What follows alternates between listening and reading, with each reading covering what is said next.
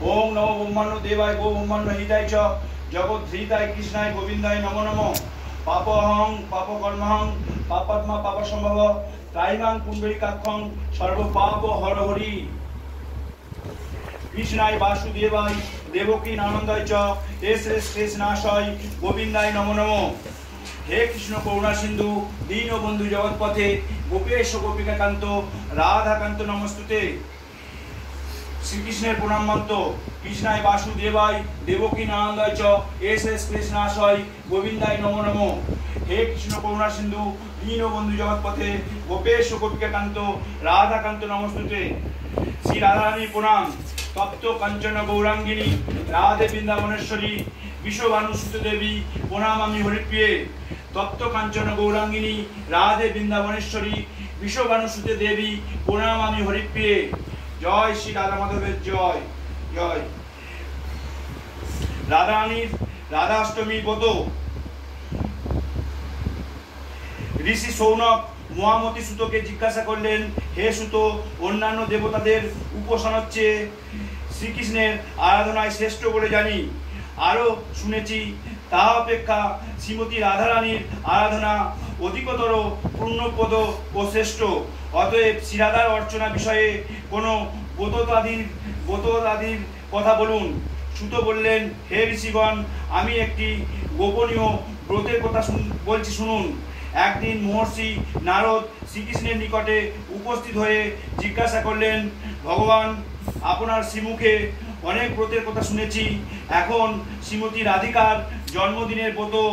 শুনতে ইচ্ছা করি শ্রীকৃষ্ণ বললেন দেবর্ষি তুমি আমার পরম ভক্ত সেই জন্য তোমার কাছে বলছি শ্রবণ করো কোনো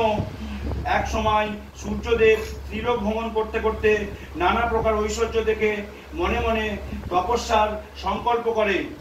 মন্দর পর্বতের গুহায় কঠোর তপস্যা আরম্ভ করলেন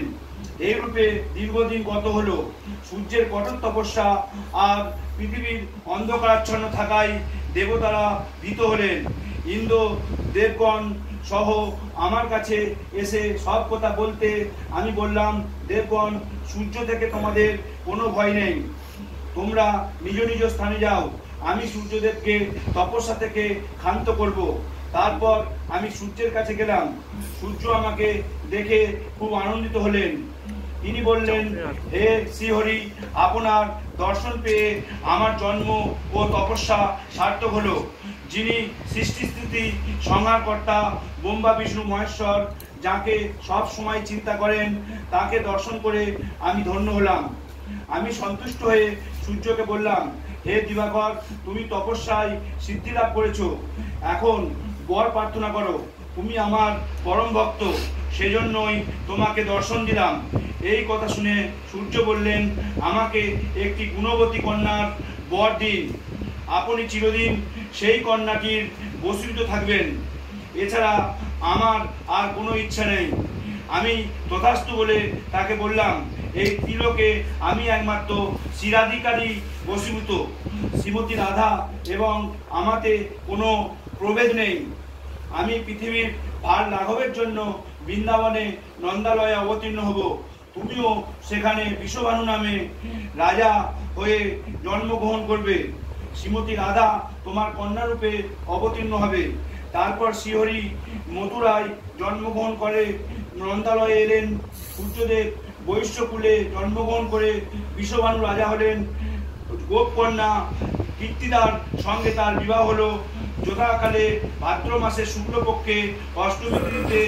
বিশাখা নক্ষত্রে কীর্তিদার গর্ভে শ্রীমতী রাধিকার জন্মগ্রহণ করলেন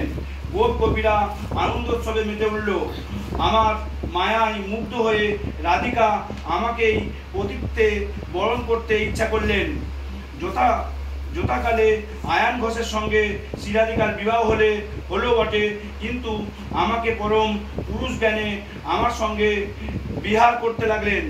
শ্রীমতী রাধার এই জন্মদিনে গন্ধ পুষ্প ধূপ দ্বীপ নৈবেদ্য ও বসন ভূষণ দ্বারা শ্রীমতী রাধার পূজা করে নানা প্রকার মহোৎসব ক্রীড়া ও কৌতুকাদি করতে হয় রাধার সখীবৃন্দ গোপিকাবৃন্দ কীর্তিদা বিশ্বভানু প্রভৃতিরও